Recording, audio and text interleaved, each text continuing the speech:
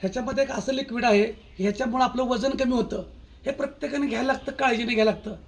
तर तुम्हाला पण हे लिक्विड घ्यायचं असेल तर 100% ह्याचा रिझल्ट आहे. वजन कमी होतं, पण काळजीने घ्यायचं आहे. त्यात काय लिक्विड असेल तुम्ही काय अंदाज लावू शकता, पण आपण हे घेतच नाही, प्रत्येकाच्या घरात आहे. तर हे आहे पाणी, बघू शकता तुम्ही, पाणी आहे बघा. पाणी पिल्यामुळं वजन कमी होतं. 20 किलोला 1 लिटर पाणी अशा प्रमाणात लागतं. तरी पण वजन, वय, उंची यानुसार कमी जास्त असू शकतं. तर तुम्हालाही जेवणाच्या अगोदर जर एक 20-25 मिनटं अगोदर 1 ग्लास पाणी पिला तर भूक कमी लागते, जेवण कमी जातं, पण उपाशी नाही बसायचं.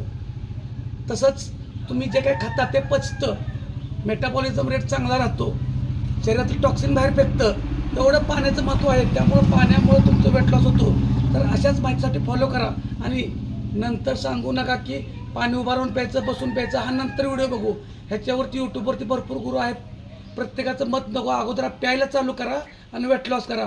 कारणं सांगायची नाहीत. दिवसभरात 3 ते 3.5 लिटर पाणी जाऊ द्या, प्रत्येकाच्या वय, वजन, उंचीनुसार. आणि अशाच माहितीसाठी फॉलो करा.